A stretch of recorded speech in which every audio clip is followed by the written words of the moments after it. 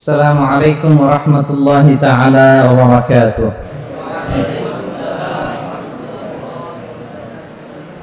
نحمده ونصلي على رسوله الكريم، أما بعد فأعوذ بالله من الشيطان الرجيم. بسم الله الرحمن الرحيم.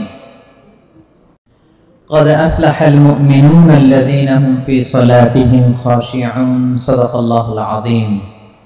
رب اشرح لي صدري ويسر لي أمري ওয়াহলুল উকদাতাম মিন লিসানি ইয়াফকাহু কওলি। সম্মানিত সুধী, সূরাতুল মুমিনুনের প্রথম 10টি আয়াতের বিশেষ ফজিলত রয়েছে, তাৎপর্য রয়েছে। এই 10টি আয়াতের সংক্ষিপ্ত তাফসীর আমি আপনাদের সামনে পেশ করব ইনশাআল্লাহ বিইذنিল্লাহ।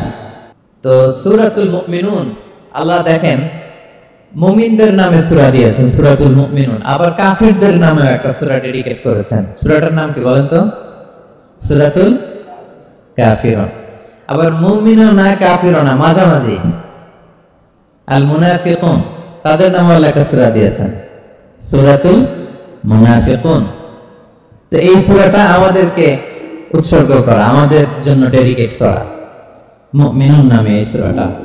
এই সূরাটা নাজিলের একটা প্রেক্ষাপট আছে, যেটাকে আরবিতে শানে নুজুল বলে। ওটা বলেই আমি মূল ব্যাখ্যা বা আলোচনার দিকে চলে যাচ্ছি। সম্মানিত সুধী, রাসূলুল্লাহ সাল্লাল্লাহু আলাইহি ওয়াসাল্লামের কাছে আল্লাহ তাআলা যে কোরআন নাযিল করেছেন, এই কোরআন যেটা লেটেস্ট ভার্সন অফ রেভেলেশনের সর্বশেষ ভার্সন, এটা আল্লাহ তাআলা বিষ্ণু ঈসা আলাইহিস সালামের কাছে নানা ভাবে নাযিল করতেন। কোরআন নাযিল হওয়ার অনেকগুলো পদ্ধতি ছিল, সবসময় একই ভাবে কোরআন আসতো না। কখনো কখনো কোরআন আসতো মিসলা সলসালাতিল জাওয়াস, আমরা ঘন্টা যখন বাজাই যে বিকট শব্দ হয়, এরকম বিকট আওয়াজে মাঝে মাঝে কোরআন নাযিল হতো। আপনাদের মনে থাকবার কথা, বাংলাদেশে আমরা যখন প্রাইমারি স্কুলে পড়তাম বা হাই স্কুলে পড়তাম, ঘন্টা শেষ হলে, একটা ক্লাস শেষ হলে দপ্তরি কি করতো বলেন তো? হ্যাঁ, দিত না? মনে পড়ে? পিকচারাইজেশন হচ্ছে? আচ্ছা, প্রচন্ড আওয়াজে ওই বেলের মধ্যে বাড়ি দিত। তখন আমরা বুঝতাম কি একটা ঘন্টা হয়েছে। এক ক্লাস শেষে একটা দিত, দুই ক্লাস শেষে দুইটা, ক্লাস যখন সব শেষ তখন অনেকগুলো দিত, বুঝতাম যে ছুটি আমাদের। এরকম রিংিং বেল যদি বাজানো হয়, ঘন্টা বাজানো হয়, এটার যেরকম বিকট শব্দ, এরকম বিকট আওয়াজে মাঝে মাঝে কোরআন নাযিল হতো। রাসূল সাল্লাল্লাহু আলাইহি ওয়াসাল্লাম বলেন, এই প্রসেসে কোরআন রিসিভ করা আমার জন্য বড্ড কষ্টকর ছিল। আমাদের আয়েশা রাদিয়াল্লাহু তাআলা আনহা বলেন, প্রচন্ড শীতের রাতে আমরা কাঁপতাম শীতে, আর বিষ্ণু সাল্লাল্লাহু আলাইহি ওয়াসাল্লাম থামতেন। ওয়া ইন্না জাবিনাহু লা ইয়াতাফাসসাদু আরাকান, আমরা শীতে কাঁপতাম, কম্বল জড়িয়ে রাখতাম, আর বিষ্ণু নবীর কপাল বেয়ে ঘাম ঝরতো। সুবহানাল্লাহ ওয়া বিহামদিহি। এভাবে তিনি কষ্ট করে কোরআন রিসিভ করেছেন। এটা একটা পদ্ধতি। আরেকটা পদ্ধতি হচ্ছে মিসলা দাবিয়া সাউতিন নাহাল, মৌমাছির ভন ভন শব্দের মতো কোরআন নাযিল হতো। যখন নাযিল হতো, রাসূল সাল্লাল্লাহু আলাইহি ওয়াসাল্লামের মুখের সামনে, চেহারার সামনে মৌমাছি ভন ভন ভন ভন করলে যেরকম সাউন্ড, এরকম একটা সাউন্ড হতো। এটা সাহাবারা কাছাকাছি যারা থাকতেন, ওনারা উইটনেস করেছেন অনেকবার। আজকের এই আলোচনাটা এটার সাথে প্রাসঙ্গিক, আমি বলবো আপনাদেরকে। দুইটা পদ্ধতি গেল। আরেকটা পদ্ধতি হচ্ছে মিন ওয়ারাই হিজাব, পর্দার অন্তরাল থেকে সরাসরি আল্লাহ কথা বলতে রাসূল সাল্লাল্লাহু আলাইহি ওয়াসাল্লাম শুনতো। এটা কেবল একবারই হয়েছে, মেরাজের রাতে। তারপর মাঝে মাঝে ইউলকা ফি কুলুবি রাসূলিল্লাহ, আল্লাহ রাসূল সাল্লাল্লাহু আলাইহি ওয়াসাল্লামের অন্তঃকরণে আল্লাহ তাআলা ঢেলে দিতেন ওহী। আচ্ছা, আবার কখনো কখনো জিবরাইল আলাইহিস সালাম ওনার মূল আকৃতিতে ওহী নিয়ে আসতেন। ওনার যে বিসূরাতিহিল আসলিয়া, জিবরাইল আলাইহিস সালামের যে মূল সূরাত, এই সূরাতে আসতেন। এই সূরাতে রাসূল সাল্লাল্লাহু আলাইহি ওয়াসাল্লাম জিবরাইল আলাইহিস সালামকে জীবনে দুইবার দেখেছিলেন। একবার ওই যে হেরা গুহার ওখানে দেখেছিলেন, আর একবার সেই সিদরাতুল মুনতাহা মেরাজের রাতে দেখেছিলেন। 600 পাখা মেলে বিশাল আকৃতি নিয়ে পুরো দিগন্ত বিস্তৃত করে জিবরাইল আলাইহিস সালাম নেমে আসতেন। দুইবার এভাবে রাসূল সাল্লাল্লাহু আলাইহি ওয়াসাল্লাম দেখেছিলেন। এভাবে কোরআন নাযিল হতো। আবার কখনো কখনো রাসূল সাল্লাল্লাহু আলাইহি ওয়াসাল্লাম এই যে হিউম্যান শেপে, মানুষের আকৃতিতে আসতেন, দেখতে মানুষের মতো লাগতো। মানুষের আকৃতিতে জিবরাইল আলাইহিস সালাম এসে কোরআন পৌঁছে দিয়ে যেতেন। বিষ্ণু সাল্লাল্লাহু আলাইহি ওয়াসাল্লাম বলতেন, এই প্রসেসে ওহী রিসিভ করা আমার জন্য সবচেয়ে সহজ ছিল। এটা তো খুব স্বাভাবিক, ন্যাচারাল, যে একজন মানুষ এসে আমার সাথে কথা বললে, মানুষ মানুষের সাথে কথা বলবে, এটা তো খুব ফ্লেক্সিবল হবে, কমফোর্টেবল হবে। বাকি পদ্ধতিগুলো রাসূল সাল্লাল্লাহু আলাইহি ওয়াসাল্লামের জন্য কঠিন ছিল।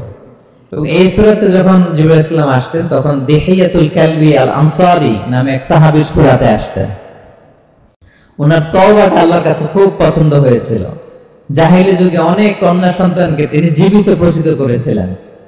পরে একবার এমন রিপেন্টেন্ট হলেন, অনুতপ্ত হলেন, অনুশোচনায় পড়ে আল্লাহর কাছে এমন কান্না করলেন, আর অনুশোচনার চোখের পানি আল্লাহ বড্ড পছন্দ করেন। অনুতপ্ত বান্দা যখন অনুতপ্ত হয়ে কাঁদে, তার চোখের পানি তার চোখ বেয়ে নাক বেয়ে জমিনে ড্রপ করার আগে আল্লাহ বান্দাকে মাফ করে দেয়।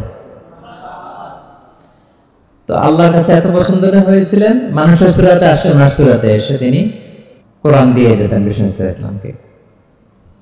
তো মুসনাদে আহমদ ইবনে হাম্বল একটা হাদিস এসেছে, ওমর ফারুক রাদিয়াল্লাহু তাআলা আনহু এই হাদিসটা বর্ণনা করেন। তিনি বলেন যে আমরা একবার বিষ্ণু ইসলামের পাশে বসা, হঠাৎ সামি'না দাবিয়া সাউতিন নাহল, মৌমাছির ভনভন ভনভন শব্দ শুনতে পেলাম, কিন্তু তাকিয়ে দেখি কোনো মৌমাছি নেই। তখন বুঝলাম যে রাসূল সাল্লাল্লাহু আলাইহি ওয়াসাল্লাম ওহী রিসিভ করছেন। কি রিসিভ করছেন? ওহী রিসিভ করছেন। ঠিকই রাসূল সাল্লাল্লাহু আলাইহি ওয়াসাল্লাম কিবলামুখী হলেন, ফাস্তাকবালাল কিবলা। অনেকক্ষণ তিনি চুপ করে গম্ভীর হয়ে বসে থাকলেন, ওহী রিসিভ করলেন। এরপর সাহাবাদের দিকে তাকিয়ে উনি হেসে দিলেন।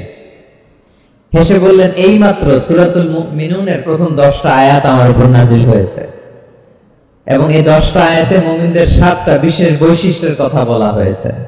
মান আকামাহুন্না দাখালাল জান্নাহ, যেই 7টা বৈশিষ্ট্য নিজের মধ্যে ধারণ করবে সে আল্লাহর জান্নাতের ওয়ারিস হয়ে যাবে। এবং এই আয়াতগুলো বলে আল্লাহ তাআলা সবশেষে এমনটাই বলেছেন যে উলাইকা হুমুল ওয়ারিসুন আল্লাযীনা ইয়ারিসুনাল ফিরদাউসা হুম ফিহা খালিদুন। যারা এই 7টা বৈশিষ্ট্য নিজের মধ্যে ধারণ করবে তারা জান্নাতুল ফিরদাউসের ওয়ারিস হয়ে যাবে, উত্তরাধিকার হয়ে যাবে। ওয়ারিস বুঝেন তো না? ওয়ারিস, ওয়ারিস মানে হচ্ছে আপনি বাবার কাছ থেকে ইনহেরিটেন্স হিসেবে যেটা পেলেন। বাংলাদেশে দেখবেন যে অনেক জমি জমার মধ্যে প্লটের মধ্যে সাইনবোর্ড দেয়া থাকে যে ক্রয় সূত্রে এই জমির মালিক অমুক, বায়না সূত্রে এই জমির মালিক অমুক, তারপর ওয়ারিস সূত্রে এই জমির মালিক আব্দুর রহমান, লেখা থাকে না এরকম? ওয়ারিস সূত্রে মানে এটা উনি কিনে নাই, এটা ওনার কার কাছ থেকে? বাবার কাছ থেকে পেয়েছেন, উত্তরাধিকার সূত্রে পেয়েছেন। তো দেখেন আল্লাহ তাআলা এই শব্দটাই, লিটারালি এই শব্দটাই ব্যবহার করেছেন যে আল্লাযীনা ইয়ারিফুনাল ফিরদাউসা হুম ফিহা খালিদুন। বিশ্বাসীরা যদি এই 7টা গুণ নিজের মধ্যে ধারণ করে তাহলে বাবার সম্পদে সন্তানের যেমনি ভাগ থাকে সে ওয়ারিস হয়, আমার এই উম্মতেরা, আল্লাহর এই বান্দারা জান্নাতুল ফিরদাউসের ওয়ারিস হয়ে যাবে। তো বলেন আমরা জান্নাতুল ফিরদাউসের ওয়ারিস হতে চাই কি চাই না? চাই, সবাই চাই। হ্যাঁ বলেন বলেন, চাই তো? ইনশাআল্লাহ ইনশাআল্লাহ, আল্লাহুম্মা জাআলনা মিনহুম। তো আমরা তাহলে শুনি আল্লাহ তাআলা কি বৈশিষ্ট্যের কথা বললেন যেগুলো ধারণ করলে আমরা জান্নাতুল ফিরদাউসের ওয়ারিস হব। আম্মাজান আয়েশা রাদিয়াল্লাহু তাআলা আনহাকে সাহাবারা জিজ্ঞেস করতেন যে আম্মাজান কাইফা কানা খুলুকু রাসূলিল্লাহ, আল্লাহ রাসূল সাল্লাল্লাহু আলাইহি ওয়াসাল্লামের আচরণ কেমন ছিল? তিনি বলতেন কানা খুলুকুহু আল কোরআন, রাসূল সাল্লাল্লাহু আলাইহি ওয়াসাল্লামের আচরণ ছিল কোরআনের মতো আচরণ। উম্মে সালামা রাদিয়াল্লাহু তাআলা আনহা আমাদের আরেক আম্মাজান, ওনাকে জিজ্ঞেস করা হলে উনি বলতেন রাসূল সাল্লাল্লাহু আলাইহি ওয়াসাল্লাম যখন রাস্তা দিয়ে হেঁটে যেতেন কাআন্নাল কুরআনা ইয়ামশি আলাল আরদ, মনে হতো লিভিং কোরআনটা রাস্তা দিয়ে হেঁটে যাচ্ছে। তো সাহাবারা যখন আরো ইন ডিটেইল জানতে চাইলেন তখন আমাদের আয়েশা বললেন তোমরা সূরা মুমিনুনের প্রথম 10 আয়াত পড়ো, এই 10 আয়াতে যা যা আল্লাহ বলেছেন এটাই ছিল খুলুকু রাসূলিল্লাহ, এটাই ছিল বিশ্বনবীর আচরণ। তার শুনে আমরা দেখি রাসূল সাল্লাল্লাহু আলাইহি ওয়াসাল্লামের আচরণ কেমন ছিল এবং কোন বৈশিষ্ট্যগুলো থাকলে আল্লাহ তাআলা আমাদেরকে জান্নাত দিয়ে ধন্য করবেন। সূরাতুল মুমিনুনটা আল্লাহ তাআলা শুরু করছেন ক্বাদ আফলাহাল মুমিনুন আল্লাযীনা হুম ফি সালাতিহিম খাশিউন, অর্থাৎ সফল হয়েছে তারা, ঈমান এনেছে যারা। প্রথম আয়াতের অর্থ হচ্ছে ক্বাদ আফলাহাল মুমিনুন, বিশ্বাসীরাই সফল হয়েছে। আল্লাহ তাআলা সফলতার মানদণ্ড এখানে ফিক্স করেছেন, ক্রাইটেরিয়া ফিক্স করেছেন ঈমান, বিশ্বাস, যেটা সবচাইতে দামি। সবচাইতে দামি কি? ঈমান, সবার উপরে ঈমান। এজন্য যারা ঈমান এনেছে আল্লাহর উপর, যারা বিশ্বাস স্থাপন করেছে তারাই সফল হয়েছে। তো এই বিশ্বাসীদের কিছু গুণাবলী থাকতে হবে, কিছু ফিচার থাকতে হবে, তবেই তারা জান্নাতের ওয়ারিস হবে। সেগুলো কি আল্লাহ শুরু করছেন। আল্লাহ বললেন প্রথম বৈশিষ্ট্য হচ্ছে আল্লাযীনা হুম ফি সালাতিহিম খাশিউন। 7টা বৈশিষ্ট্যের প্রথমটা বলতেছি, যারা সফল হয়েছে বিশ্বাসীরা, ওই বিশ্বাসীরা যারা তাদের সালাতে বিনয়াবনত থাকে, বিনম্র থাকে। সালাত যখন আদায় করে তারা খুশু খুদুর সাথে সালাত আদায় করে, এটা হচ্ছে প্রথম বৈশিষ্ট্য। বিনয়ের সাথে। খুশু খুদু মানে হচ্ছে অন্তরের একাগ্রতা এবং অঙ্গ প্রত্যঙ্গের একাগ্রতা। খুব সহজে আপনার অন্তরটাও থাকবে, এখানে আল্লাহর ভয় থাকবে, একাগ্র চিত্তে আপনি আল্লাহকে স্মরণ করবেন, আবার অঙ্গ প্রত্যঙ্গ গুলো ঠিক থাকবে, এগুলো নড়াচড়া করবে না। আমরা অনেকে সালাতে দাঁড়ালে খুব বেশি নড়াচড়া করি, সালাতে কিন্তু খুব বেশি মুভমেন্ট করা যায় না, এটা নিষেধ। খুব জরুরি প্রয়োজন ছাড়া মুভমেন্ট করা নিষেধ।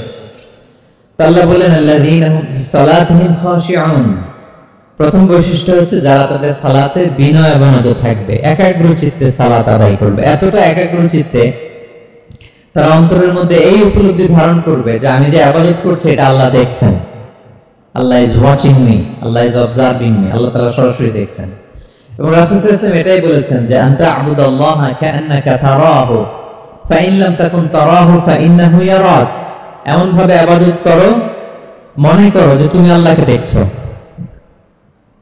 আর এটা যদি ভাবতে, এই উপলব্ধি আনতে যদি কষ্ট হয়, তাহলে অন্তত এতটুকু তো ভাবো যে আল্লাহ তোমায় দেখছেন, আল্লাহ আমাকে দেখছেন। এই ভাবনাটা অন্তরে আনা যায় না? চাইলেই আনা যায়। আমরা যেন এই উপলব্ধিটা নিজেদের মধ্যে, রিয়েলাইজেশনটা বিল্ড আপ করার চেষ্টা করি যে আমি যে মুসল্লায় দাঁড়ালাম, এই যে আমি কিয়ামুল লাইল করতেছি, এই যে তারাবিতে আমি 20 রাকাত পড়তেছি লম্বা সময় ধরে, আল্লাহ কিন্তু দেখছেন। আমার সিজদা, আমার রুকু, এগুলো আল্লাহ তাআলা সরাসরি কি করছেন? দেখছেন। এই ফিল নিয়ে যদি আপনি সালাতে দাঁড়ান, এটা হচ্ছে খুশু খুদু। সাহাবারা এতটা বিনয়াবনত ভাবে একাগ্র চিত্তে নিমগ্ন হয়ে সালাতে প্রবেশ করতেন, মরুভূমির মাঝখানে ওনারা সালাত পড়ার সময় মাঝে মাঝে মরুভূমির পাখি এসে ওনাদের কাঁধে বসে যেত, মাথায় বসে যেত। পাখিগুলো মনে করতো এগুলো হয়তো খেজুর গাছ টাছ কিছু একটা হবে। কি হবে? খেজুর গাছ হয়তো হবে। আবার যখন রুকুতে যেতেন, পাখি উড়াল দিত। তার মানে কি, খুব বিনয়াবনত ভাবে, বিনম্র চিত্তে ওনারা সালাত পার করতেন। তাহলে এটা হচ্ছে প্রথম বৈশিষ্ট্য। প্রিয় ভাইরা, আমরা যেন সালাতে অত্যন্ত বিনয়ের সাথে, একাগ্র চিত্তে, with full of solemnity and submission, একটা সাবমিসিভ ভাব যেন আপনার থাকে, যে আপনি নিজেকে সর্বোচ্চ উজাড় করে নিজেকে আল্লাহর কাছে পেশ করছেন।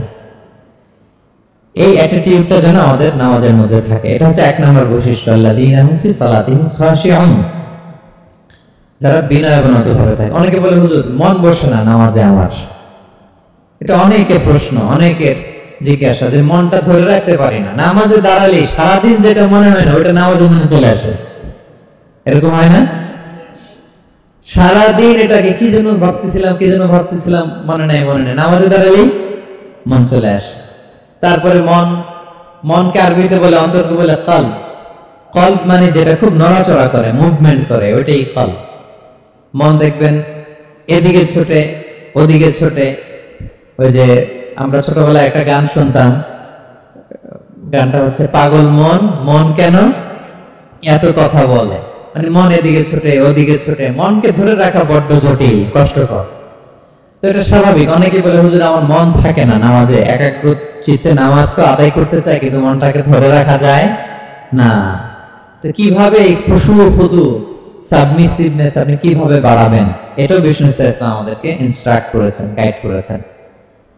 কিভাবে এই খুশুটা আসবে, অন্তরের মধ্যে একাগ্রতা আসবে। 1 নম্বর পদ্ধতি হচ্ছে খুশু খুদু বাড়ানোর। সালাতে যখন আপনি দাঁড়াবেন, বিষ্ণু বলেন সল্লু সালাতান মুআদ্দিয়া। বিষ্ণু বলেন মনে করো যে নামাজটা পড়তেছো এটা হতে পারে তোমার বিদায়ী নামাজ, শেষ নামাজ জীবনের। হতে পারে না? ধরেন যে মাগরিবের সালাত যে আমরা আজকে পড়বো, এমন তো হতে পারে এটাই আমাদের জীবনের শেষ নামাজ। কি বলেন? হতে পারে কি না? পারে। আমরা কে কখন চলে যাব আমাদের তো জানা নাই। তো এই যে মুসল্লায় যখন আমরা দাঁড়াই, তখন কেন আমরা এটা ভাবি না যে it could be the last and final prayer in my life? হতে পারে এটাই আমার জীবনের শেষ নামাজ। এটা যদি আপনি ভাবতে পারেন, তখন দেখবেন ঠিকই আপনার একাগ্রতা, সাবমিসিভনেস এটা বাড়তেছে। আপনাকে যদি বলা হয় যে আজকে রাত 10টায় তোমার দুনিয়ার সফর শেষ, নতুন স্টেশনে যেতে হবে, আলামুল বারজাকে, তোমার শেষ, তোমার মৃত্যু হয়ে যাবে। আজকে যে মাগরিব আর এই যে এশা আর যে তারাবির সালাত, এটাই তোমার লাস্ট নামাজ, যাও এটাই তোমার লাস্ট চান্স। এটা যদি আজকে আমরা জানি, এই হলরুমে যারা আছে যদি এটা জেনে যায় যে আজকের তারাবিটাই শেষ তারাবি, শেষ সুযোগ, বলেন তো আমাদের অবস্থা কি হবে? প্রতিদিন ধরেন যে মাগরিবের নামাজের পরে একটু নিউজ দেখেন, একটু ফেসবুকে ঢুকেন, আজকেও তো ঢুকবেন তাই না? ঢুকবেন কি করবেন আজকে? আল্লাহ সব বাদ দিয়ে ওযু করে আতর মেখে জায়নামাজটা ভিজিয়ে দীর্ঘ কিয়ামুল লাইল করবেন, সিজদায় পড়ে চোখের পানি দিয়ে জায়নামাজ ভিজিয়ে দেব আমরা, ঠিক কি না? কারণ আমি নিশ্চিত হতে পেরেছি এটাই আমার শেষ নামাজ। তো এটা তো প্রত্যেক সালাতের ক্ষেত্রেই আমাদের প্রযোজ্য। আসলে আমরা যে নামাজ পড়ি, যে কোনো নামাজে তো আমার শেষ চান্স হতে পারে, কি বলেন? হতে পারে কি পারে না বলেন তো? পারে। এই টেকনিকটাই রাসূল সাল্লাল্লাহু আলাইহি ওয়াসাল্লাম শিখিয়েছেন, বলেছেন সাল্লু সালাতান মুআদ্দা, মনে করে এটাই হতে পারে তোমার জীবনের শেষ নামাজ। আমাদের ইউনিভার্সিটিতে ইমাম বেসার, যিনি চিফ ইমাম, উনি নামাজের আগে একটা চমৎকার অ্যানাউন্সমেন্ট দেয়। উনি বলে যে লেটস পারফর্ম দিস সালাহ as if this is our last and final prayer. চলুন এমন ভাবে নামাজটা পড়ি, ভাবি যে হতে পারে এটাই আমার জীবনের শেষ নামাজ। তাহলে সম্মানিত, শুধু এই ভাবনাটা নিয়ে যদি আমরা মুসল্লায় দাঁড়াই, দেখবেন যে ওই দিন আপনার মনে দৃশ্যরিক যাবে না, একটা ভয় কাজ করবে যে হায় রে, হতে পারে এটাই আমার লাস্ট চান্স, আর আমার রবকে সিজদা দেওয়ার সুযোগ হয়তো আমি আর পাবো না। তাহলে এখন থেকে আমরা সালাতে যখন দাঁড়াবো এটা ভাববো যে this could be my last chance in my life, হতে পারে এটাই শেষ চান্স। আমি একাগ্র চিত্তে আমার সালাতটাকে আল্লাহর কাছে উপস্থাপন করি। কি বলেন, পাওয়া যাবে তো ইনশাআল্লাহ?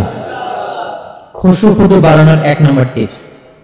খুশু খুদু বাড়ানোর 2 নম্বর টিপস হচ্ছে তাড়াহুড়ো না করা। আমরা অনেকে তাড়াহুড়ো করি, রুকু থেকে হুট করে দাঁড়িয়ে যাই, তারপরে সোজা হয়ে দাঁড়িয়ে না থেকে তাড়াতাড়ি সিজদায় চলে যাই, 2 সিজদার মাঝখানে ধীরস্থির ভাবে বসার কথা আমরা না বসে 2য় সিজদায় চলে যাই। এই প্রবণতা আমাদের অনেকের আছে না? এটা কিন্তু নিষেধ। তা'দীলুল আরকান, বাকি সব মাযহাবে এটা ফরজ। আপনি তাড়াহুড়ো করলে আপনার নামাজই হবে না। আর আমাদের মাযহাবে, হানাফি মাযহাবে, এটা ওয়াজিব। ওয়াজিব তরক করলে সাউ সিজদা দিতে হয়। 2 সিজদার মাঝখানে আপনি সুস্থির হয়ে বসবেন। অনেকে দেখা যায় একটা সিজদা দিয়ে মাথা কোন রকম উঠিয়ে আরেক সিজদায় বসেও না ঠিক মতো আরামসে, এরকম আছে না? এটা যদি কেউ করে আমাদের মাযহাব অনুযায়ী তার সব সিজদা দিতে হবে। তাহলে এরকম তাড়াহুড়ো করা যাবে? আর এখন থেকে তো কি করবেন বলেন? ধীর স্থির ভাবে নামাজ পড়বো। নো রাশিং ইন সালাহ, নো হ্যাস্টিনেস ইন সালাহ। নামাজে রাশ করা যাবে না, রিল্যাক্সের সাথে আমরা নামাজ পড়বো, ধীর স্থির ভাবে নামাজ পড়বো। রুকু সিজদাগুলো খুব চমৎকার ভাবে আদায় করবো। রাসূল সাল্লাল্লাহু আলাইহি ওয়াসাল্লাম রুকু যে দিতেন, ওনার পিঠটা এত স্ট্রেট ফরওয়ার্ড হতো, সাহাবারা বলতেন লাউ ইস্তাকাররা আলাইহিল মা লাসাব্বা আলাইহিল মা আলা ইস্তাকাররা। পানি ভর্তি 1 গ্লাস পানি যদি রাসূল সাল্লাল্লাহু আলাইহি ওয়াসাল্লামের রুকু দেওয়া পিঠের উপর রেখে দেওয়া হয়, পানিটাও পড়বে না, গ্লাসটাও ভাঙবে না। তার মানে এত স্ট্রেট ফরওয়ার্ড পিঠ ছিল।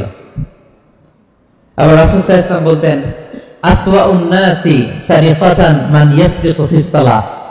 তিনি বললেন সবচেয়ে বড় চোর যে নামাজে চুরি করে। সাহাবারা বললেন ওয়া কাইফা ইয়াসরিকু মিন সালাতিহি ইয়া রাসূলুল্লাহ, নামাজে আবার কিভাবে চুরি করে? রাসূল সাল্লাল্লাহু আলাইহি ওয়াসাল্লাম বললেন লা ইউতিমু রুকুআহা ওয়া সুজুদাহা, রুকু সিজদাগুলো সুন্দর করে আদায় করে না, সেই নামাজ চোর। তার জন্য রুকু সিজদাগুলোকে খুব সুন্দরভাবে ধীরস্থির ভাবে যেন আমরা আদায় করি, আমরা যেন তাড়াহুড়ো না করি। রাসূল সাল্লাল্লাহু আলাইহি ওয়াসাল্লাম মসজিদে নববীতে বসা এক সাহাবী এসে নামাজ পড়ে রাসূল সাল্লাল্লাহু আলাইহি ওয়াসাল্লামকে সালাম দিলেন।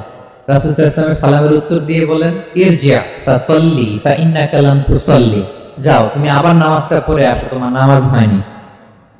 সাহাবী যে আবার নামাজ পড়ে আবার আসলেন, রাসূল সাল্লাল্লাহু আলাইহি ওয়াসাল্লাম আবার বললেন সাল্লি ফাইন্নাকা লাম তুসাল্লি, নামাজ পড়ে এসো, হয় নাই। আবার গেলেন, আসলেন, আবার বললেন তুমি নামাজটা পড়ে আসো, হয় নাই। এবার তো বেচারা কেঁদে দিয়ে বলে ইয়া রাসূলুল্লাহ লা উহসিনু মিন যালিক, এর চেয়ে ভালো পারি না আমি, আপনি আমাকে শিখিয়ে দেন। রাসূল সাল্লাল্লাহু আলাইহি ওয়াসাল্লাম তখন বললেন যখন নামাজে দাঁড়াবা ফাতিহা পড়বা আর একটা সূরা মেলাবা, ধীরস্থির ভাবে দাঁড়াবা। যখন রুকুতে যাবা হাত্তা তাতমাইন্না রাকিআন, ধীরস্থির ভাবে রুকু করবা। তুমি তাড়াহুড়ো করেছো, রুকু থেকে যখন সোজা হয়ে দাঁড়াবা ধীরস্থির ভাবে দাঁড়াবা, নাকি তাড়াহুড়ো করবেন? ধীরস্থির ভাবে দাঁড়াবেন, কয়েক সেকেন্ড দাঁড়াবেন, তাসবিহ পড়বেন, এরপরে সিজদায় যাবেন। যখন সিজদায় যাবা হাত্তা তাতমাইন্না সাজিদান, রিল্যাক্স। সালাতের মধ্যে কিভাবে থাকতে হবে? উইথ রিল্যাক্সেশন, রিল্যাক্সের সাথে তুমি সিজদা দিবা, দুই সিজদার মাঝখানে বসে আবার রিল্যাক্স, আবার তুমি ধীরস্থির ভাবে বসবা। এইভাবে পুরো সালাতটা প্রত্যেকটা রাকাত তুমি এইভাবে আদায় করবে।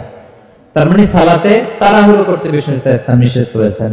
এমনকি অনেক সময় আমরা রুকু পাবো না বলে দৌড়ে যে সালাতে অংশগ্রহণ করি, এটাও নিষেধ করেছেন।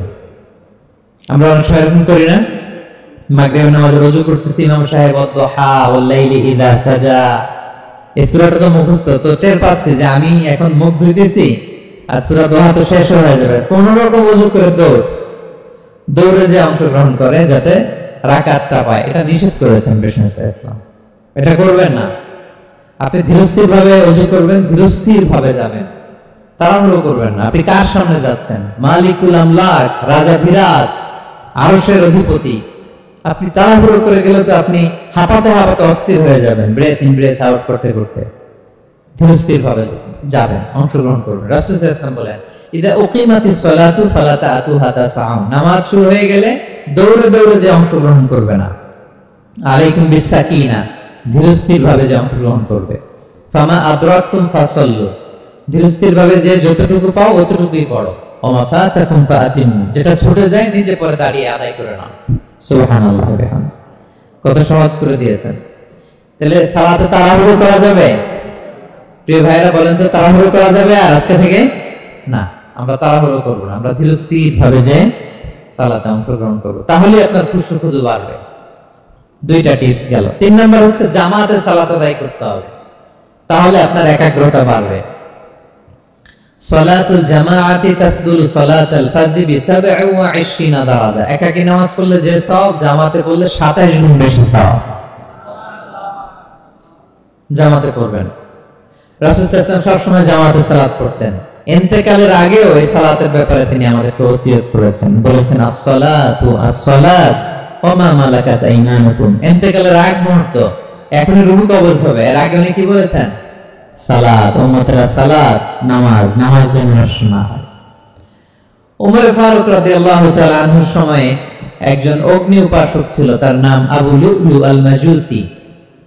উনি মুগীরা ইবনে শু'বা রাদিয়াল্লাহু তাআলা আনহু নামে এক সাহাবীর দাস ছিলেন, মুকাতাব দাস। কন্ট্রাক্ট ছিল যে এত টাকা দিলে তাকে আজাদ করা হবে। তো এই অগ্নি উপাসক মাজুসি এসে ওমর ফারুককে বলে, খলিফাতুল মুসলিমিন, আমার মালিক সাহাবী মুগীরা আমার কাছে প্রতিদিন অনেক টাকা চার্জ করে। উনি বললেন, তাই নাকি? কত চার্জ করে? বলে যে এত চার্জ করে। তো বলছে, আচ্ছা তুমি তাহলে কি কাজ করো, কি কাজ জানো? বলে যে আমি খঞ্জর বানাতে জানি, ছুরি, ছোট ছুরি আর কি। বলছে, ওরে আল্লাহ, যারা খঞ্জর বানাতে জানে তারা তো অনেক টাকা মেক করে, সেই হিসেবে তো মুগীরা বেশি চার্জ করে না, অল্প চার্জ করছে। সে ইনসাফপূর্ণ চার্জই করেছে, কিন্তু এই আবু লুলু আল মাজুসির এই কথাটা পছন্দ হয় না। সে রাগান্বিত হয়ে গেল, হয়ে বলে, ওমর, সবার ক্ষেত্রে তুমি নরম আর আমাকে তুমি কঠিন নিয়ম শেখাও না, দাঁড়াও তোমাকে আমি দেখাচ্ছি। মনে মনে বলতেছে এটা। রেগে মেগে সে বাড়িতে এসে আজকে একটা খঞ্জর বানাইছে, 2 মুখ খঞ্জর। ওয়া মাকবাদাতুহু ফি ওয়াসাতি, এটার হ্যান্ডেলটা মিডলে, এদিকেও মাথা এদিকেও মাথা, এটার ধার করে প্রতিদিন বিষ মাখায় এটাতে। আর মনে মনে বলে, ওমর দাঁড়াও তোমাকে আজকে আমি দেখাবো। তো ওমর ফারুককে আল্লাহ তাআলা স্বপ্নে দেখিয়েছেন যে একটা লাল মোরগ ওনাকে 3টা ঠোকর মেরেছে। উনি সাহাবাদের কাছে বলেছেন যে আমি স্বপ্নে দেখেছি একটা লাল মোরগ আমাকে 3টা ঠোকর মেরেছে। তো সে খঞ্জরকে ধার দিয়ে একদিন ফজরের নামাজে, ওয়াকানু ইউসাল্লুনা বিগালাস, ওনারা খুব অন্ধকার থেকে ফজরের নামাজ পড়তো। সে বুরনুস, এক ধরনের জুব্বা যেটার মাথা আছে, ওটা পরে হুডির মতো আর কি, হুডি চেনেন তো না? হুডির মতো একটা জুব্বা পরে সে অন্ধকারে, সে তো আসলে অমুসলিম, সাহাবাদের সাথে পিছনে দাঁড়াইছে নামাজের ভান করার জন্য, আর এই খঞ্জরটা নিয়ে গেছে সাথে। ওমর ফারুক ফজরের সালাত শুরু করলেন, প্রথম রাকাত শেষ করলেন, দ্বিতীয় রাকাতের জন্য যখন দাঁড়াইছেন তখনই সে প্ল্যান মাফিক খঞ্জর বের করে ওমর ফারুকের পেটের মধ্যে 3 বার স্ট্যাবিং করলেন, আঘাত করলেন। করার সাথে সাথে ওমর ফারুক উল্টে পড়ে গেলেন আর বললেন, খাতালানি আল কালব, কোন এক কুকুর আমাকে আঘাত করেছে। তো সাহাবারা ওমর ফারুককে ধরলেন, আর এই অগ্নি উপাসক এই খঞ্জর নিয়ে কাতারের মাঝখান দিয়ে 2 দিকে খঞ্জর চালাতে চালাতে যাচ্ছিলেন। যে সাহাবাই ধরে সেই আঘাতপ্রাপ্ত হয়ে ওখানে 7 থেকে 10 জন স্পট ডেথ, জায়গায় মারা গেছে। পরে এক সাহাবী নিজের জামা খুলে তার গায়ে ছুঁড়ে মারছে, তখন সে ওটাতে পেঁচিয়ে পড়ে গেছে, যখন বুঝে গেছে যে আমাকে ধরে ফেলবে, সে সুইসাইড করে ফেলছে, নিজেকে নিজে মেরে ফেলছে। তো ওমর ফারুক বেহুশ ওনাকে নিয়ে যাওয়া হলো, পিছন থেকে একজন আমাদের ইমামতি করলেন। তো ওমর ফারুক রাদিয়াল্লাহু তাআলা আনহু হুঁশ ফিরে পেলেন। হুঁশ ফিরে পাওয়ার পরে দিনের বেলা যখন হুঁশ আসলো ওনার, সবাই চারদিকে বসা যে হায় হায় আমাদের আমিরুল মুমিনিনের কি জানি কি হয়। হুঁশ ফিরার পরে ওনার মুখের প্রথম কথাটা ছিল আসাল্লান নাস, মানে আমার নেতৃত্বে যে ফজরের সালাতটা শুরু হয়েছিল এটা কি ঠিকঠাক শেষ হয়েছিল? সুবহানাল্লাহ পড়বেন না? আচ্ছা বলেন তো এই মুহূর্তে আমরা কি করতাম? ওনাকে যে স্টেবিং করছে, চিকিৎসক এসে দুধ দেয়, দুধ পেট দিয়ে বেরিয়ে যায়, নাবিজ দেয়, নাবিজ বের হয়ে যায়, মানে উনি ইন্তেকাল করবেন, এটা বোঝাই যাচ্ছে। এমন কঠিন পরিস্থিতিতে আমরা যদি হসপিটালে হুঁশ ফিরে পেতাম, আমরা কি বলতাম বলেন দেখি? কে কি বলতেন? কে মারছে? আমারে বাঁচানো যায় কিনা? মাউন্ট এলিজাবেথে নিয়ে চলো, সিঙ্গাপুরে অথবা বামরুন গ্রেডে নিয়ে চলো, আমেরিকাতে নিয়ে চলো, অথবা আমার তো ওখানে ব্যাংক ব্যালেন্স আছে, আমি তো মরে যাবো, আমার ছেলেগুলার কি হবে, হ্যাঁ আমার মেয়েগুলার কে দেখবে? এগুলো ছিল আমাদের কনসার্ন। তো ওমর ফারুক জানতেছেন যে উনি পৃথিবী থেকে বিদায় নিচ্ছেন, একটু হুঁশ ফিরে পাইছেন। হুঁশ ফিরে পাওয়ার পর প্রথম কথাটা ছিল আসাল্লান নাস, লোকেরা কি নামাজ পড়েছিল?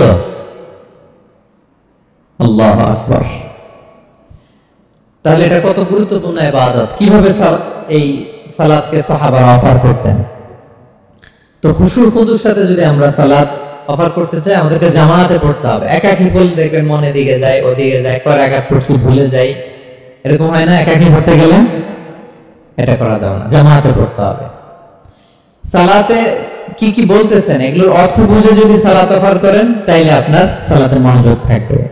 সুবহান রাব্বিয়াল আ'লা, সুবহান রাব্বিয়াল আযীম, এর অর্থ কি? সূরা ফাতিহা যে প্রতিদিন পড়ি, কি সুন্দর প্রার্থনা সূচক বাক্য, এর অর্থ কি?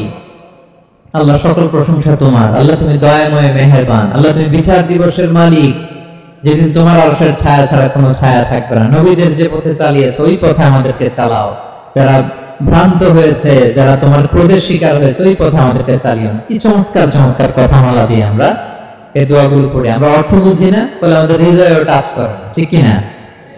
দেখবেন আরব শায়েখরা যখন কিয়ামুল লাইল করে, তারাবির সালাত পড়ায়, অনেক অনেক আয়াতে ওনারা ডুকরে ডুকরে কেঁদে ওঠে আওয়াজ করে। কারণ কি? জাহান্নামের আয়াত, আযাবের আয়াত, পূর্ববর্তী উম্মত যে ধ্বংস হয়েছে, কিভাবে ওদেরকে বিকট আওয়াজ দিয়ে, গ্রাউন্ড সাউন্ড গ্রেনেড দিয়ে ধ্বংস করা হয়েছে, বন্যা দিয়ে ধ্বংস করা হয়েছে, কিভাবে এদেরকে বাতাস দিয়ে নাস্তানাবুদ করে দেওয়া হয়েছে, এগুলো যখন পড়ে ওনারা কাঁদে। আযাবের আয়াত আসলে কাঁদে, জান্নাতের আয়াত আসলে সাবলীল কণ্ঠে তেলাওয়াত চালিয়ে যায়। এর কারণ কি বলেন? অর্থ বুঝে। আমরা যেন সালাতে অর্থ বুঝে সালাত অফার করার চেষ্টা করি। পাশাপাশি সালাতের সুন্নাহগুলো যেন আমরা পড়ি। সালাতের যে সুন্নাহ আছে, সুনানুস সালাহ, এগুলো যেন আমরা পড়ি, মনোযোগ আরো বাড়বে। সানাগুলো পড়বেন, ফাতিহা শেষে আওয়াজ করে আমিন বলবেন, অথবা ফিসফিসি কণ্ঠে আমিন বলবেন। বিষ্ণু সাল্লাল্লাহু বলেন এটা আম্মান আল ইমামু ফাআমিনু, ইমাম আমিন বললে তোমরাও আমিন বলো, কারণ এই মাত্র একটা দোয়া করা হয়েছে। সূরা ফাতিহাটা কি? একটা দোয়া। ইদা ওয়াফাকা তা'মিনুকুম তা'মিনাল মালাইকাতি গুফিরা লাহু মা তাকাদ্দামা মিন যামবিহি ওয়া মা তাআখার। রাসূল সাল্লাল্লাহু আলাইহি ওয়াসাল্লাম বলেছেন, ইমাম যখন আমিন বলে তোমরাও তখন আমিন বলো, কারণ তোমরা যখন আমিন বলো ফেরেশতারাও আমিন বলে। আর তোমাদের আমিন আর ফেরেশতাদের আমিন যখন একসাথে হয়ে যায়, তোমাদের পূর্বের সব গুনাহ আল্লাহ মাফ করে দেয়। এটা আমিন বলা সুন্নাহ, বলবেন। নামাজ বাঁধার পরে সুন্নাত নামাজে, নফল নামাজে সানাগুলো পড়বেন। কত চমৎকার অর্থবোধক সানা আছে। আমরা তো শুধু সুবহানাকাল্লাহুম্মা বিহামদিকা ওয়া তাবারাকা ইসমুকা ওয়া তাআলা জাদ্দুকা শুধু এটাই পড়ি। রাসূল সাল্লাল্লাহু আলাইহি ওয়াসাল্লাম তাকবীরে তাহরিমে বাঁধার পরে অনেক চমৎকার চমৎকার দোয়া পড়তেন। ইন্না সালাতি ওয়া নুসুকি ওয়া মাহইয়ায়া ওয়া মামাতি লিল্লাহি রাব্বিল আলামিন। আমার সালাত, আমার ইবাদত, আমার জীবন মরণ সবটাই কার জন্য? এই দোয়াটা পড়তেন শুরুতেই। তারপর পড়তেন ওয়াজহাতু ওয়াজহিয়া লিল্লাযী ফাতারাস সামাওয়াতি ওয়াল আরদা হানিফা ওয়া মা আনা মিনাল মুশরিকিন। আমার সবকিছুকে আমি এক সত্তার দিকে ফেরালাম একনিষ্ঠ হয়ে, আর আমি মুশরিক নই, আমি আল্লাহর দিকে একনিষ্ঠ হলাম। এই দোয়াগুলো পড়তেন। আল্লাহুম্মা বাঈদ বাইনি ওয়া বাইনা খাতায়ায়া কামা বা'আদতা বাইনাল মাশরিকি ওয়াল মাগরিব আল্লাহুম্মা নাক্কিনি মিন খাতায়ায়া কামা ইউনাক্কা আস-সাওবুল আবিয়াদু মিনাদ দানাস আল্লাহুম্মা ইগসিল খাতায়ায়া বিল মাই ওয়াস সালজি ওয়াল বারাদ। এগুলো সানা, এগুলো যে সানা আমরা জানি না। সানা মানে হচ্ছে প্রশংসাসূচক কথা। আমরা শুধু সুবহানাকা আল্লাহুম্মা ওয়া বিহামদিকা এতটুকুই পড়ি। রাসূল ইসলাম বলতেন, আল্লাহ আমার আর আমার গুনার মাঝে এতটুকু দূরত্ব করে দাও, পূর্ব থেকে পশ্চিম যত দূর, আমার আর আমার গুনার বোঝার মাঝে এতটুকু দূরত্ব তুমি করে দাও। সাদা কাপড় যেমনি ধুয়ে ফকফকা করা হয়, আল্লাহ আমাকে তুমি গুনাহমুক্ত করে এরকম ফকফকা সাদা বানিয়ে দাও, শুভ্র বানিয়ে দাও। আল্লাহ আমাকে তুমি বরফ দিয়ে, ঠান্ডা পানি দিয়ে, তুষারপাত দিয়ে ধুয়ে আমার গুনাহগুলো তুমি পরিষ্কার করে আমাকে তুমি নিষ্পাপ করে দাও। এগুলো বলে এরপরে আলহামদুলিল্লাহ রাব্বিল আলামিন সূরা ফাতিহা শুরু করতেন। সালাম ফিরানোর আগে বিষ্ণু সাল্লাল্লাহু আলাইহি দোয়া মাসুর পড়তেন। কত চমৎকার মাসুর দোয়া আছে। আর বিষ্ণু বলতেন, লা ইউসাল্লিমান্না আহাদুকুম হাত্তা ইয়াতাআওয়াদা আন আরবা মিন আযাবিল কবর মিন আযাবি জাহান্নাম মিন ফিতনাতিল মাহইয়া ওয়াল মামাত ওয়া মিন ফিতনাতিল মাসিহিদ দাজ্জাল।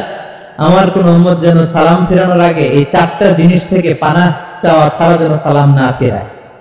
একটা কি? আল্লাহ তুমি জাহান্নামের আযাব থেকে বাঁচাও, আল্লাহ তুমি কবরের আযাব থেকে বাঁচাও, আল্লাহ জীবন মরণের ফিতনা থেকে বাঁচাও, আল্লাহ তুমি দাজ্জালের ফিতনা থেকে বাঁচাও। পড়েন আমিন। তো এত এনগেজমেন্ট যদি আপনার নামাজে থাকে, আপনার মন এদিক সেদিক যাবে? হ্যাঁ, আপনি অর্থ খেয়াল করতেছেন, আযাবের আয়াত আসলে আপনি অশ্রুসিক্ত হচ্ছেন, আপনি দোয়া মাসুর পড়ছেন, আপনি সানা পড়ছেন, আপনি দীর্ঘ সময় কিয়ামুল লাইল করতেছেন, আপনার মনের দিক সেদিক ছুটবে? বলেন তো ছুটবে না। এই টিপস গুলো বিষ্ণু সাল্লাল্লাহু আলাইহি ওয়াসাল্লাম শিখিয়েছেন। এগুলো যদি আমরা পালন করি তাহলে আল্লাযীনা হুম ফি সালাতিহিম খাশিউন, বিনম্র চিত্তে সালাত আদায়কারী হিসেবে আমরা আল্লাহর কাছে পরিগণিত হব। তাহলে প্রথম নাম্বার শর্তটা বুঝতে পারছেন কিভাবে সালাত আদায় করতে হবে? হ্যাঁ বলেন তো একজন, কি করতে হবে? কিভাবে সালাত? খুশুর সাথে, বিনয়বনত চিত্তে, সাবমিসিভ ভাবে, নাকি তাড়াহুড়ো করবেন? কিভাবে পড়বেন নামাজ? ধীরে সুস্থে, উইথ রিল্যাক্স। দুই নম্বর আল্লাহ বলেন ওয়াল্লাযীনা হুম আনিল লাগবি মু'রিদুন। এক নম্বরে তো তারা নামাজে যখন দাঁড়ায় ধীর স্থির ভাবে খুশুর সাথে পড়ে। দুই নম্বর হচ্ছে তারা অনর্থক কাজ থেকে বিরত থাকে। অনর্থক কথা, কাজ এগুলো মুমিনরা বলে না, এগুলো তো জড়ায় না। মিনিংলেস কোন কাজের সাথে বিশ্বাসীদের কোনো সম্পর্ক, অর্থবোধক কাজ, ভালো কাজ, কল্যাণমূলক কাজ, সামাজিক কাজ, মানবতার কল্যাণে যে কাজগুলো আছে এগুলোর সাথে তারা জড়ায়। বিষ্ণু ইসলাম বলেছেন, মিন হুসনি ইসলামিল মারই তারকুহু মা লা ইয়ানি। ব্যক্তির ইসলামের সৌন্দর্য হচ্ছে যে ব্যক্তি এমন কোনো কাজ করবে না যেটার কোনো মিনিং নাই। মিনিংলেস কাজ থেকে সে বেঁচে থাকবে। মুহাদ্দিসিনে ইকরাম এই হাদিসটাকে বলে রুবউদ্দিন, মানে দিন ইসলামকে যদি চার ভাগ করেন, এই চার ভাগের এক ভাগের কথা এই হাদিসের মধ্যে চলে আসছে। সেটা কি? যে বিশ্বাসীরা কোনো অনর্থক কাজে জড়ায় না নিজেদেরকে। অনর্থক কাজ, কথাবার্তা, অপ্রয়োজনীয় আড্ডা, অপ্রয়োজনীয় খোশ গল্প, অন্যকে নিয়ে সমালোচনা, অন্যের গীবত, শেকায়াত, ওর এই সমস্যা, ওর এই সমস্যা। চায়ের আড্ডাতে আমরা এরকম সমালোচনার ঝড় তুলি, ঠিক কিনা বলেন? ঠিক কিনা? এটা করা যাবে না। আপনি জান্নাতের ওয়ারিস হবেন, আবার চা মুখে নিয়ে আপনি শিকায়াত করবেন, গীবত করবেন, দুইটা একসাথে যাবে না। তাহলে বিশ্বাসীরা কোনো অনর্থক কাজে জড়ায় না, মিনিংলেস কাজে জড়ায় না। তারা ভালো কাজে, কল্যাণের কাজে জড়ায়। মিনিংলেস কোনো কথাও বলে না, কারণ তারা জানে মা ইয়ালফিযু মিন কাওলিন ইল্লা লাদাইহি রাকীবুন আতীদ। আমরা যা বলি, মুখ নিঃসৃত যা বের হয়, এটাকে লিখে রাখার জন্য একদল ফেরেশতা আছে, রাকীব পর্যবেক্ষণকারী, আতীদ একেবারে প্রহরীর মতো আছে। বললেই টুকে নেয়, বললেই টুকে নেয় সব। সূরা ইয়াসিন আল্লাহ বলেন ওয়া কুল্লা শাইইন আহসাইনাহু ফি ইমামিন মুবিন। আমি ইমামুন মুবিন নামক এক দালিলিক রেজিস্ট্রি খাতায় সবকিছু তুলে রাখছি, সব পাই টু পাই আপনি পাবেন। আপনি অবাক হবেন, মা লিহাদাল কিতাবি লা ইগাদিরু সাগীরাতান ওয়ালা কাবীরাতান ইল্লা আহসাহা। এটা কেমন আমল নামা, ছোট্ট ভালো কাজ করেছে ওইটাও আছে, ছোট্ট খারাপ করেছে ওইটাও আছে, অবাক হবেন আপনি, সব আল্লাহ তাআলা সেখানে তুলে রাখবেন। তো বিশ্বাসীরা কোনো অনর্থক কথা কাজের সাথে জড়ায় না, এই জন্য কারণ তারা জানে এগুলো সব রেকর্ডেড, সব রেকর্ডেড। আপনার কোনো কাজ যদি রেকর্ড করা হয় এবং বলা হয় যে এটা গণমানুষের কাছে উপস্থাপন করা হবে, আপনি কি করবেন তখন বলেন তো? খুব সতর্ক হয়ে চলবেন, সতর্ক হয়ে বলবেন। হ্যাঁ, এই যে আমরা যে এই ক্যামেরা থাকলে যেভাবে কথা বলি, সবসময় কি এভাবে বলি না? আমরা যখন নিজেদের ঘরোয়া আড্ডায় বসে আমরা কত কথা বলে ফেলি, ইনফরমাল অনেক কথা বলি, যেগুলো ক্যামেরা থাকলে বলি না, কারণ এটা ফরমাল, এটা কোটি মানুষের কাছে যাবে, সবাই শুনবে, সবাই জানবে, জন্য আমরা সাবধান হয়ে কথা বলি। কি বলেন? তো এই যে এই ক্যামেরা কিন্তু অদৃশ্য ক্যামেরা, চারদিকে আমাদের ইমাম মুবিন নামক অদৃশ্য ক্যামেরা দিয়ে সব রেকর্ড করা হচ্ছে। রেকর্ড করে দিচ্ছেন কে? পাই টু পাই হিসাব চাওয়া হবে। আল্লাহ সুপ্রিম কোর্টের কাঠগড়ায় সব হিসাব চাইবেন আল্লাহ তাআলা, আপনি যে দেখবেন। তো বিশ্বাসীরা এই সেন্সটা মাথায় রাখে, সব যেহেতু রেকর্ডেড, যা মনে চায় মুখ দিয়ে বলা যাবে, যা মনে চায় করা যাবে না।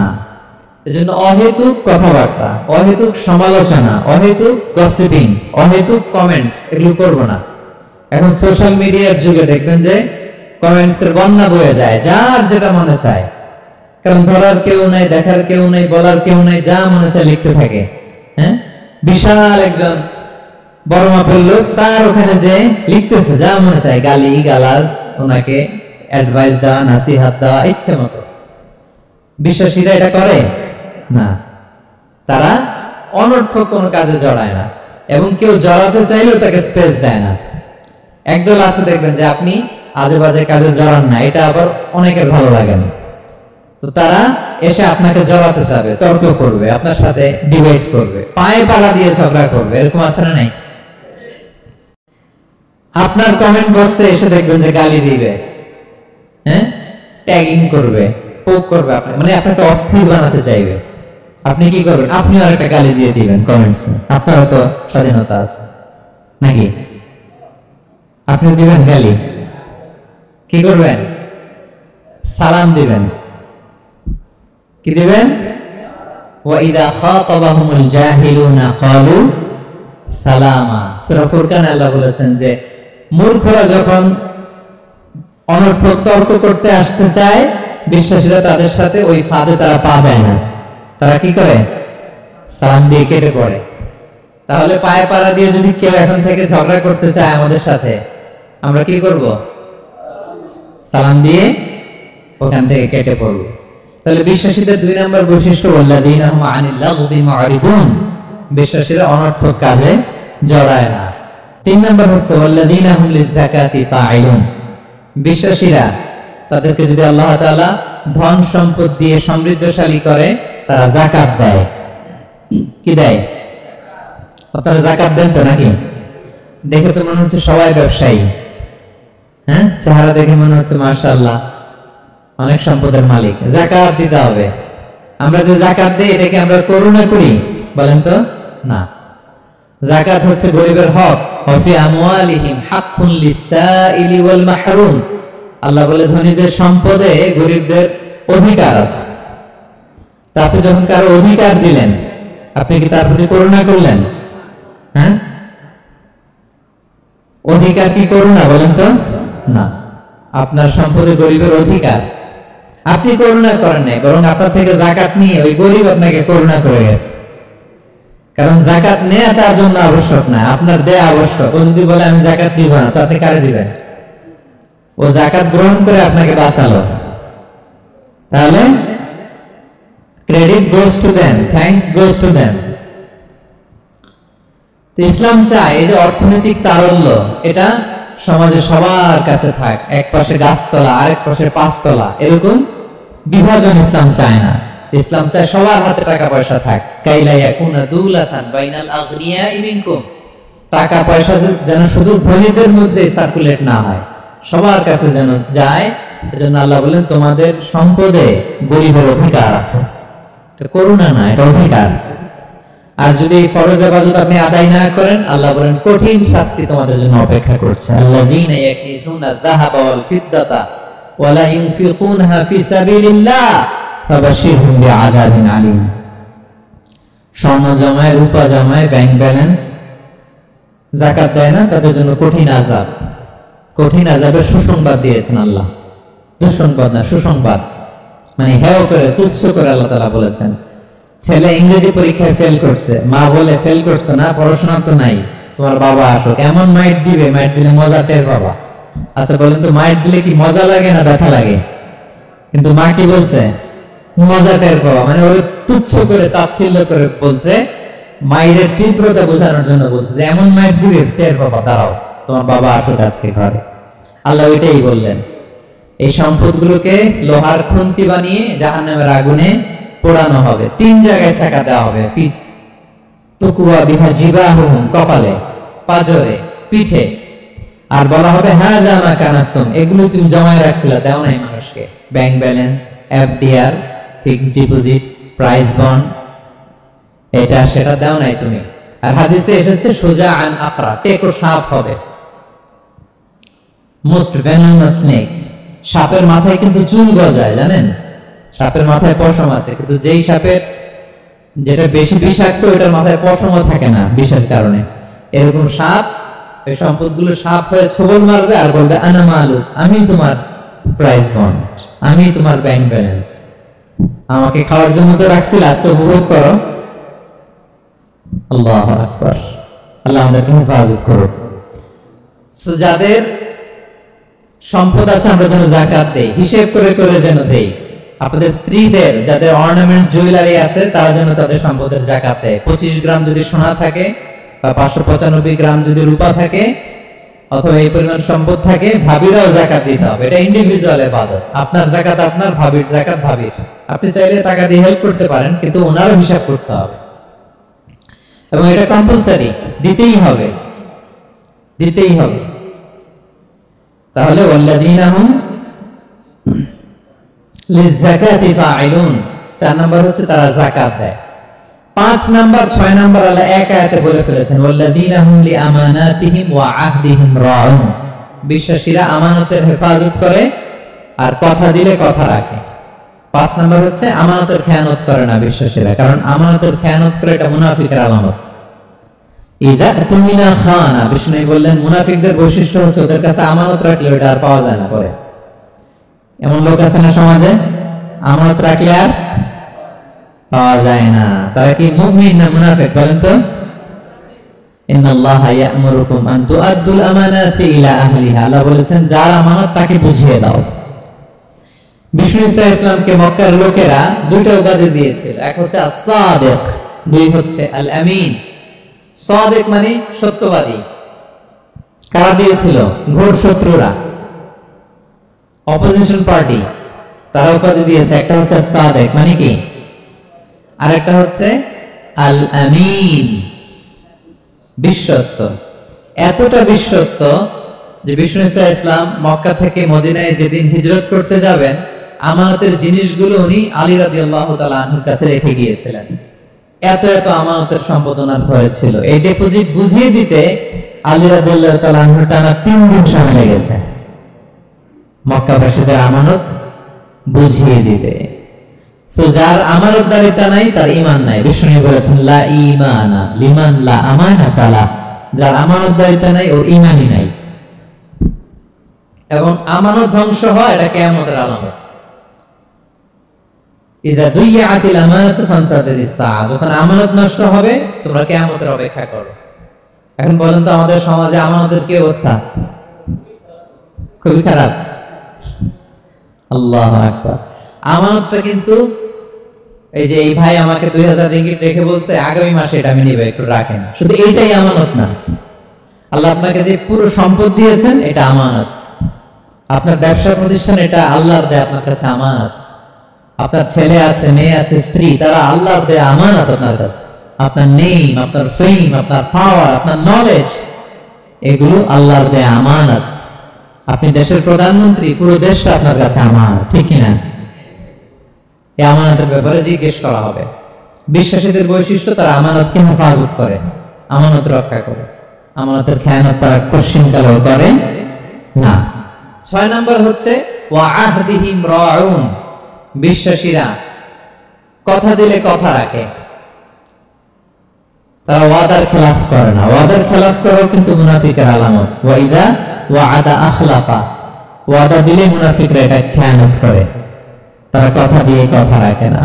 এবং আপনি কাউকে কথা দিয়ে যদি না রাখেন, এরকম প্রত্যেকটা প্রমিস, কমিটমেন্টের ব্যাপারে আপনি জিজ্ঞাসিত হবেন। আল্লাহ বলেন ওয়া আউফু বিল আহদি ইন্নাল আহদা কানা মাসউলা, কথা দিলে কথা রাখো। ছেলে মেয়েদের কথা দিলে কথা রাখবেন, বন্ধু বান্ধবদেরকে কথা দিলে কথা রাখবেন, স্ত্রীকে কথা দিলে কথা রাখবেন। প্রমিস দিলে এটা রাখতে হবে, কারণ এর ব্যাপারে জিজ্ঞেস করা হবে।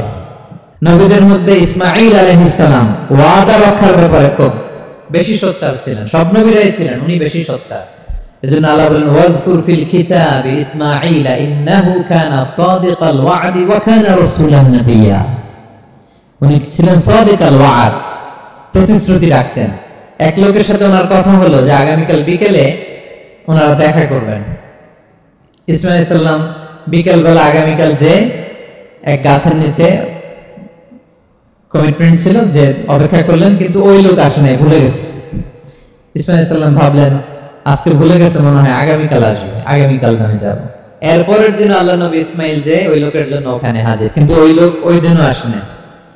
ইসমাঈল আলাইহিস সালাম বললেন মনে হয় এরপরের দিন আসবে। ইসমাঈল আলাইহিস সালাম এরপরের দিনও যায় হাজির। এভাবে একদিন দুই দিন না, টানা 30 দিন উনি আসরের পরে ওই গাছের নিচে ওই লোকের জন্য অপেক্ষা করেছেন।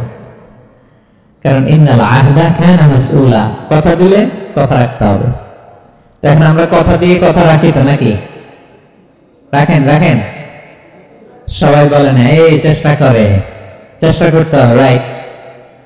কথা দিলে আমরা যেন কথা রাখি। সব শেষে 7 নম্বর আল্লাহ বললেন ওয়াল্লাযীনা হুম আলা সালাওয়াতিহিম ইউহাফিজুন, বিশ্বাসীরা তাদের সালাত হেফাজত করে। একটু খেয়াল করে দেখেন, 7টা গুণের প্রথমটাও কি নিয়ে? সালাত নিয়ে, আবার শেষটাও। তার মানে কি বোঝা গেল? এটা বেশি গুরুত্বপূর্ণ না কম গুরুত্বপূর্ণ? সব নষ্ট হতে পারে, মুমিনের নামাজ নষ্ট হতে পারে, নামাজকে হেফাজত করতে হবে। হাফিজু আলাস সালাওয়াত, আল্লাহ বলেন তোমাদের নামাজগুলোকে তোমরা হেফাজত করো। আগের যুগের উম্মতেরা সিনাগোগে না গেলে ইবাদত করতে পারতো না, চার্চে না গেলে ইবাদত করতে পারতো না, কিন্তু আমরা মসজিদেও নামাজ পড়তে পারি, বাইরেও পড়তে পারি। 5টা বিশেষ বৈশিষ্ট্য আল্লাহ তাআলা বিষ্ণু ইসলামকে দিয়েছিলেন। এর মধ্যে একটা হচ্ছে জুইলাত লি আল আরদু কুল্লুহা মাসজিদান ওয়া তাহুরা, আল্লাহ আমার জন্য পুরো জমিনটারে মসজিদ বানিয়েছে। পুরো জমিন, আপনি ফ্লাই করতেছেন, বিমানে পড়তে পারবেন, আপনি সাগরে আছেন, জাহাজে পড়তে পারবেন, আপনি বিকেল বেলা মাঠে আছেন, ওযু থাকলে আল্লাহু আকবার বলে দাঁড়ায় যাবেন, বন্ধুদেরকে নিয়ে যে কোনো জায়গায় নামাজ পড়া যায়, ঠিক কি না? এই নামাজ নিয়ে কোনো এক্সকিউজ চলবে না। No excuse will be granted that day. দাঁড়িয়ে পড়তে পারেন না, বসে পড়তে হবে, বসে পারেন না তো শুয়ে পড়তে হবে, শুয়ে পারেন না তো ইশারায় পড়তে হবে, ওযুর জন্য পানি নাই তো তায়াম্মুম করে পড়তে হবে, ঠিক কি না? হাফিজু আলাস সালাওয়াত, সালাতের ব্যাপারে সচেষ্ট হও, কারণ এটা প্রথম হিসাব চাইবেন আল্লাহ। আল্লাহ বলেন আউয়ালু মা ইউহাসাবু বিহিল আবদু ইয়াউমাল কিয়ামাতি আস-সালাহ, কিয়ামতের সর্বপ্রথম হিসাব হবে নামাজের। আওয়াজ করে বলেন কিসের? ফাইন সলুহাত সলুহা সাইরু আমালি, নামাজের হিসাব যদি সহজ হয় সব সহজ, আর নামাজের হিসাব যদি গন্ডগোল হয় পুরো আমলনামায় গন্ডগোল লেগে যাবে। প্রিয় ভাইরা, তাই আমরা যেন সালাতের ব্যাপারে যত্নবান হই, আমরা যেন খুশু খুজুর সাথে সালাত পড়ি, আমরা যেন অনর্থক কথাবার্তা কাজ থেকে যেন বেঁচে থাকি। আল্লাহ যাদেরকে আমাদেরকে সম্পদ দান করেছেন, আমরা যেন ফরজ যাকাতটুকু আদায় করি, আমরা যেন আমানতের ব্যাপারে সাবধান হই, সচেতন হই, আমানতকে যেন রক্ষা করি, আমরা যেন কথা দিলে কথা রাখি, এবং যে কোনো মূল্যে আমরা যেন সালাতকে হেফাজত করি। আমাদের সব মিস হতে পারে, কাজকে আমরা বলবো যে নামাজ আছে, নামাজকে বলা যাবে না আমার কাজ আছে, ঠিক কিনা বলেন? আওয়াজ করে বলেন ঠিক কিনা? কাজকে কি বলবো আমরা, নাকি নামাজকে বলবেন আমার একটু কাজ আছে? না, আমরা যেন সালাতের ব্যাপারে যত্নশীল হই, সচেতন হই। এই যে 7টা গুণের কথা বললাম, যারা এটার উপর আমল করবে, যারা এটা নিজের মধ্যে ধারণ করবে, আল্লাহ বলেন উলাইকা হুমুল ওয়ারিসুন, এরা ওয়ারিস, আল্লাযীনা ইয়ারিসুনাল ফিরদাউসা হুম ফিহা খালিদুন, তারা জান্নাতুল ফেরদাউসের ওয়ারিস হয়ে যাবে। আমরা যেন এই ভালো গুণগুলো, এই বৈশিষ্ট্যগুলো, এই ফিচার্স গুলো যেন নিজেদের মধ্যে আত্মস্থ করতে পারি এবং জান্নাতুল ফেরদাউসের ওয়ারিস যেন আমরা হতে পারি। আল্লাহ তাআলা আমাদের সবাইকে কথাগুলো বোঝার ও আমল করার তৌফিক দান করুন। হাযা মা ইনদি ওয়াল ইলমু ইনদাল্লাহি আলাইহি।